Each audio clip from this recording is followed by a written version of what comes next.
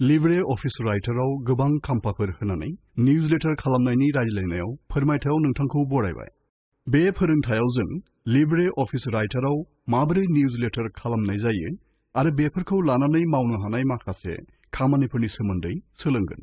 बेयाव जों जोंनि अपारेटिं सिस्टेम हिसाबै Ubuntu Linux 10.04 आरो LibreOffice Suite version 3.3.4 बाहायदों। निउजलेटारखौ मोनसे फोसावदिंग्रा महरै बाहायनाय जायो, जायखौ मोनसे फारिखान्थि समनि गेजेराव ग्राहकफोरनि फोसावदिंना होनाय जायो, जेरै ए पेरियडिकल, ए पैम्फलेट आरो गोबां।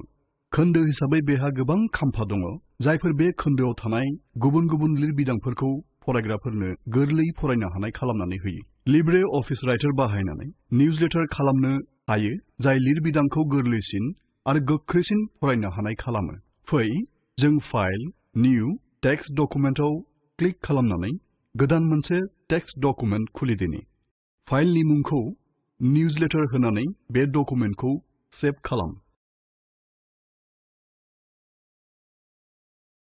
बेनिखायनो जों निउजलेटार मुंनि मोनसे गोदान टेक्स्ट डकुमेन्ट मोनबाय। दानिया फै जों जोंनि डकुमेन्टआव खाम्फाफोरखौ सोदिनि।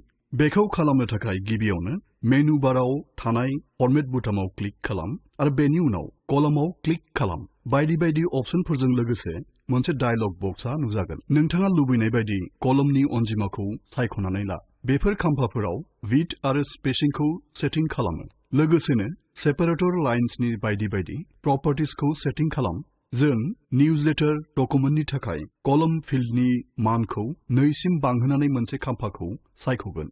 खाम्फानि साखाथियाव थानाय मोनबा आइकना नोंथांनो बायदि बायदि फर्मेटनि प्रिभिउखौ दिन्थिगोन। बेनिखायनो फै जों नैथि फर्मेटआव क्लिक खालामदिनि। खाम्फाफोराव प्रपार्टिखौ थि खालामनाय गुबुन गुबुन मानफोरखौ डिफल्ट हिसाबै दोनफिननि फै आरो अके बुटामाव क्लिक खालाम। नोंथाङा नुगोन दि मोन 2 खाम्फाया टेक्स्ट एरियायाव नुजादों। फै जों जोंनि गिबि खाम्फायाव मोनसे लिरबिदां लिरनि। जों बेनि खर'सा मुंखौ बोल्ड टेक्स्टजों फन्ट साइज 15 होनानै नेचार लिरगोन आरो बेनि गाहायाव जों बेनि मोनसे लिरबिदां लिरगोन। नोंथाङा नुनो मोनगोन दि गिबि खाम्फानि जोबनायाव सौहैनाय लोगो लोगोनो कार्सरआ गावनो गाव उननि खाम्फायाव थांबाय। नोंथाङा खाम्फानि सिङाव सावगारिबो सोनो हागोन आरो बेखौ खाम्फायाव खावजानाय बादियै रिसाइजबो खालामनो हागोन। दानिया माखासे लांदां जायगाखौ गारलांनानै नोंथाङा खाम्फानि सिङाव गुबुन लिरबिदां लिरनो हागोन। बेनिखायनो जों गिबियावनो फन्ट साइजखौ 15 होनानै बेनि खर'सा मुंखौ दाग्लायै स्पट लिरगोन आरो बेनि गाहायाव मोनसे लिरबिदां लिरगोन। अब्ला नोंथाङा नुगोन दि खाम्फाफोरा गुबुन गुबुन लिरबिदांखौ गोरलैयै फरायनो हानाय खालामना होबाय। फै जों जोंनि लिरनाया गिबि बिलाइयावनो जानाय बायदि माखासे बाथ्राफोरखौ डिलीट खालामदिनि। बेनि उनाव आरोबाव गोबांसिन खाम्फानि थाखाय इनसार्ट बुटामाव क्लिक खालाम आरो बेनि उनाव मेनुअल ब्रेकआव क्लिक खालाम। डायलग बक्सआव नुजानाय कलम ब्रेक बुटामाव क्लिक खालाम आरो बेनि उनाव अके बुटामाव क्लिक खालाम। नोंथाङा नुनो मोनगोन दि कार्सरआ गावनो गाव उननि खाम्फायाव फैदों। दानिया नोंथाङा बे खाम्फानि सिङाव गुबुन लिरबिदां लिरनो हासिगोन। मेगनाव गोनां खालामनो थाखाय गुबुन गुबुन फरमेटिं अपसनफोर जेरै एलाइन लेफ्ट, एलाइन राइट, टेक्स्टआव बेकग्राउन्ड कालार होनाय, टेक्स्टखौ हाइलाइटिं खालामनाय आरो गुबुन गोबां आखुथायफोरखौ टेक्स्टआव दाजाबदेरनो हायो। बिदिन्थि महरै जों जेराव बेकग्राउन्ड गाबखौ होनो सानदों बे बाहागोआ जों सायख'नानै लागोन। दानिया टुलबारनि बेकग्राउन्ड कालार आइकनाव क्लिक खालाम आरो बेनि उनाव ग्रीनआव क्लिक खालाम। जों नुनो मोनगोन दि सायख'नाय टेक्स्टनि बेकग्राउन्ड गाबा गोथांब्रोम जाबाय। बेबायदिनो नोंथाङा टेक्स्टनि गुबुन गुबुन बाहागोआव गुबुन गुबुन बेकग्राउन्ड गाब होनो हागोन। नोंथाङा ड्रइं टुलबारनि सिङाव थानाय टेक्स्ट अपसनाव क्लिक खालामनानै निउजलेटाराव बेनारफोरखौबो दाजाबनो हागोन। दानिया डकुमेन्ट्सनि जेबो लिरनाय गैयै जायगायाव टेक्स्ट बक्सखौ दोन। बेनार एबा एड्सनि बादियै टेक्स्ट बक्सनि सिङाव नोंथाङा जायखिजाया टेक्स्ट लिरनो हागोन। बेनिखायनो फै जों माखासे टेक्स्ट लिरदिनि, जेरै दिस इज ए निउजलेटार। नोंथाङा बे टेक्स्टआव इफेक्टखौ दाजाबदेरनोबो हागोन।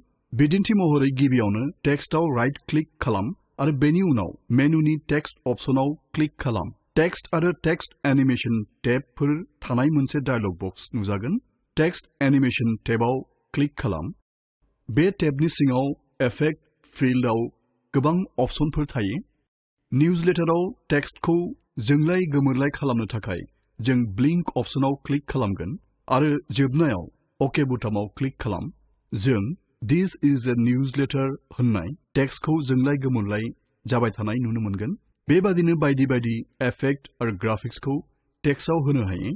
दानिया उननि बिलायाव मोनसे गोदान लिरबिदां लिरनो थाखाय नोंथाङा गिबियावनो इनसार्ट बुटामाव क्लिक खालाम आरो बेनि उनाव मैनुअल ब्रेक अपसनाव क्लिक खालाम। डायलग बक्सआव जा नुजानाय पेज ब्रेक बुटामाव क्लिक खालाम आरो जोबनायाव अके बुटामाव क्लिक खालाम।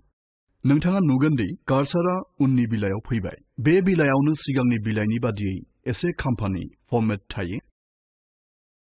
नोंथांनि लिरबिदांनि सोदोब साननायखौ सामलायनो थाखाय गिबियावनो नोंथांनि खोन्दोसे टेक्सटआव गासै डकुमेन्टखौ सेलेक्ट खालाम। दानिया मेनु बारनि टुल्स अपसनाव क्लिक खालाम। दानिया ड्रप डाउन बक्सनि वर्ड काउन्ट अपसनाव क्लिक खालाम। मोनसे डायलग बक्स नुजागोन। बेनो नोंथांनो कारेन्ट सेलेक्शनजों लोगोसे होल डकुमेन्टनि वर्ड काउन्टखौ दिन्थिगोन। बेयो नोंथांनि गासै डकुमेन्टखौ आरो लोगोसे सायख'ना लानाय टेक्सटनि केरेक्टारनि गासै अनजिमाखौ दिन्थिजोबगोन। डकुमेन्ट लिरनायजों लोगोसेनो गावनो हारसिङैनो बानानखौबो नायफालांजोबगोन। टुलबारनि अट' स्पेल चेक आइकनाव क्लिक खालाम।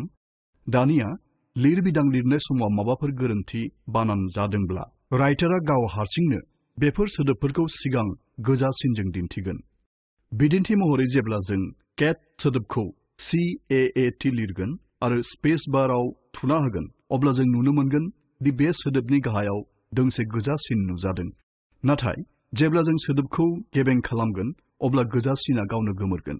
बेनिखायनो जों नुबाय दि सिगांनि फोरोंथायफोराव सावरायबोनाय गासैबो फर्मेटिं अपसनफोरा निउजलेटारावबो बाहायजायो। बेयावनो जोंनि लिब्रे अफिस राइटारनि रायज्लायनाय फोरोंथाया जोबनाय फारसे फैबाय। सुंद'यै जों लिब्रे अफिस राइटाराव माबोरै निउजलेटार खालामनाय जायो आरो बेयाव बाहायनो हानाय माखासे अपारेशनफोरनि सोमोन्दै सोलोंबाय। गाहायाव होनाय लिंकआव थानाय भिडिअखौ नाय। बेनो स्पोकेन टिउटोरियल प्रजेक्टनि सुंद' फोरमायथिखौ होयो। जुदि नोंथांनाव मोजां बेन्डविड्थ गैयाब्ला नोंथाङा डाउनल'ड खालामनानै बेफोरखौ नायनो हागोन। स्पोकेन टिउटोरियलफोरखौ बाहायनानै मावथांखि हान्जाया वर्कशपफोर खुङो। जायफोरा अनलाइन टेस्टआव उथ्रिनो हायो बिसोरनो सार्टिफिकेट होनाय जायो। आबुङै मिथिनो लुबैयोब्ला अन्नानै spoken-tutorial.org आव जगाजग खालाम।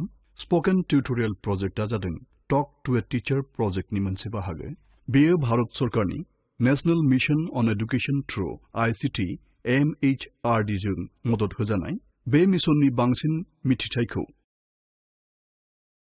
spoken-tutorial.org/nmeict-intro मोननो हागोन। बाहागो लानायनि थाखाय साबायखर।